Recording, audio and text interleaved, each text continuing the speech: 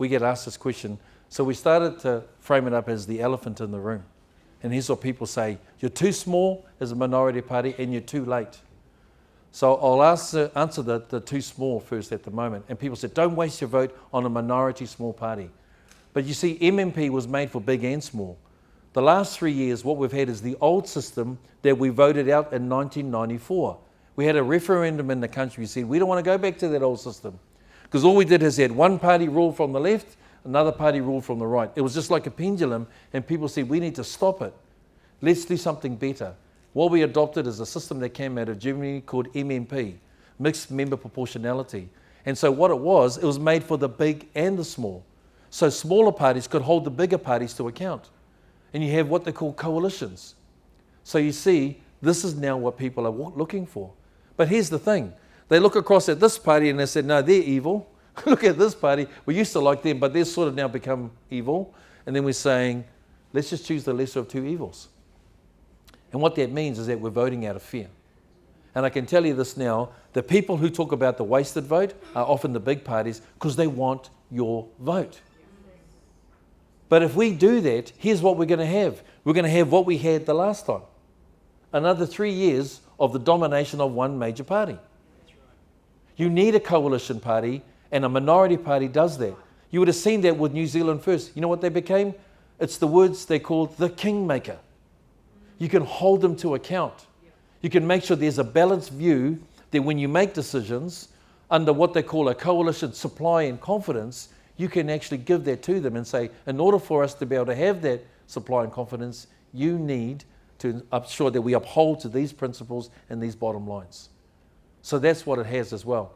And so inside of that, so in the size, so it's 150,000 votes is what you get, which is about 5%. That's all it is. It's the size of Tauranga as a population.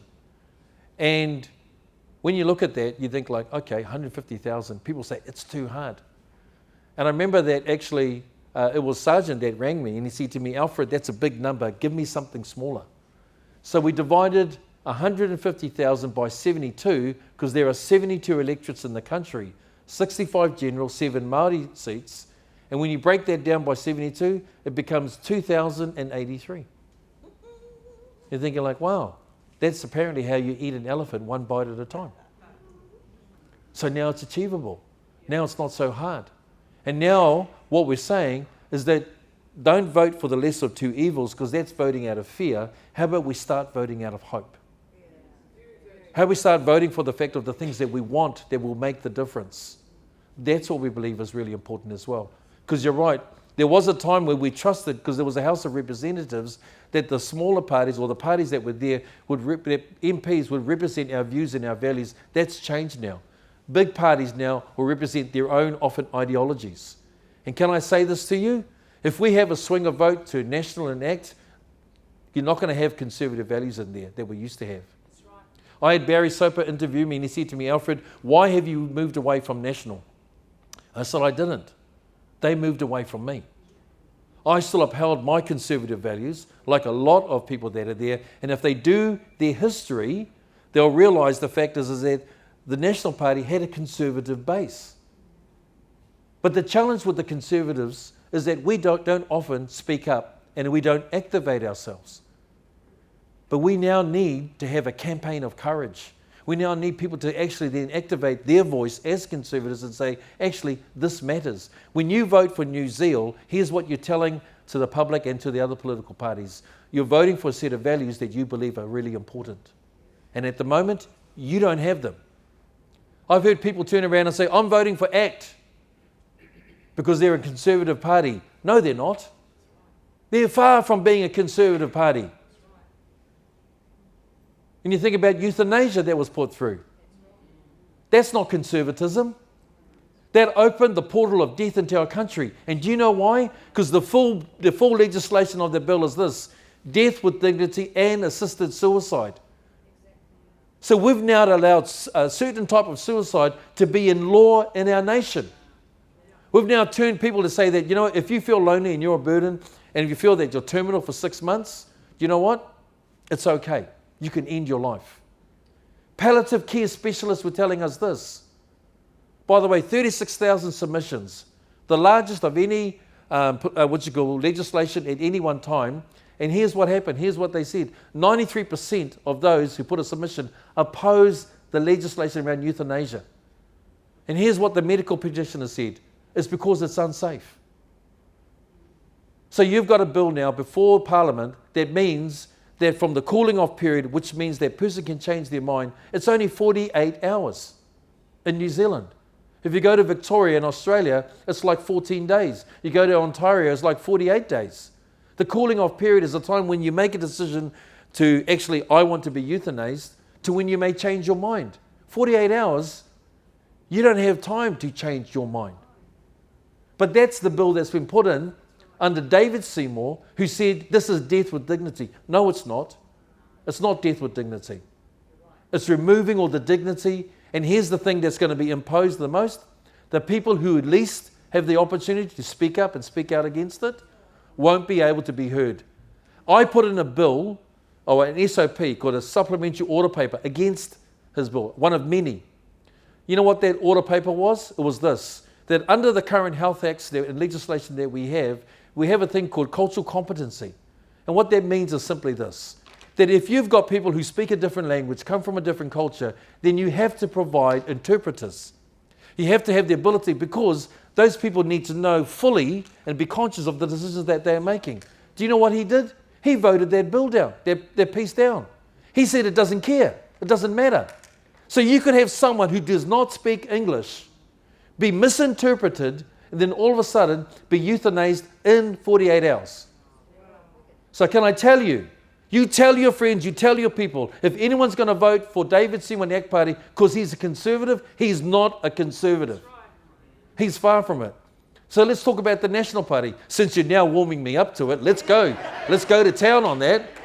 Right? I didn't move away from them. They moved from their conservative values, and I can tell you this now, they do not have the same conservative values that they used to. And if we as a nation vote for National and ACT, I tell you what, fiscally, we'll say that, man, isn't it amazing? Finally, we've got the books in control, we're making better decisions. And everyone will look at the dollars, at the finances and the economy, but behind them, here's what's going to happen. The same thing that happened before under a Labour government. Why? They'll still have the same ideologies. Why? Because they're about as liberal as Labour was, or Labour is, and ACT is. So it's not going to change. So if you want something different, if you want to vote out of hope, party vote NewZeal. Let's deal with the time thing, because people say there's not enough time. You know, in politics, here's what they say, that one day is a long time in politics. I can tell you it's so true. They say that you start the day as a rooster, crowing on the fence post, telling about how good your policies and your practices and what you're going to do for everyone, and then you end the day as a feather duster, right? You're part of the rubbish, and then you're out. It happens. 2017, Matiria Ture stood up on crowing as a rooster, telling about the Greens Party's social policy, telling how amazing it was, the support they were going to give to young mums, because she herself was a young single mother. And then she had to lie to the system in order to get the money. Oops, sorry, did you say lie? Even her own party started to challenge her about what she just said. And she said that that's okay, because that's what happens. But hang on, you're now a member of Parliament. You're now in there telling the people that it's okay to lie, even when you did. Do you know what happened? Rooster, feather duster. Just like that. Just happened just like that. And there are many, many examples that I can give you where all of a sudden it transitioned and changed. 2 days ago, Chris Hipkins was interviewed by the press conference, and he was asked about mandates, right? About mandates and vaccination. So this is the Prime Minister who was the minister in charge of COVID-19. This is the minister that was in charge of getting up with the 1 o'clocks along with the Prime Minister, telling everybody what they needed to do. 1 minute, no mandate. Next minute, it is mandate. 1 minute, there's 2 classes of citizens, who 2 days ago was interviewed and said, no, was it a mandate? People chose to be vaccinated. You know what's happened? It's gone viral.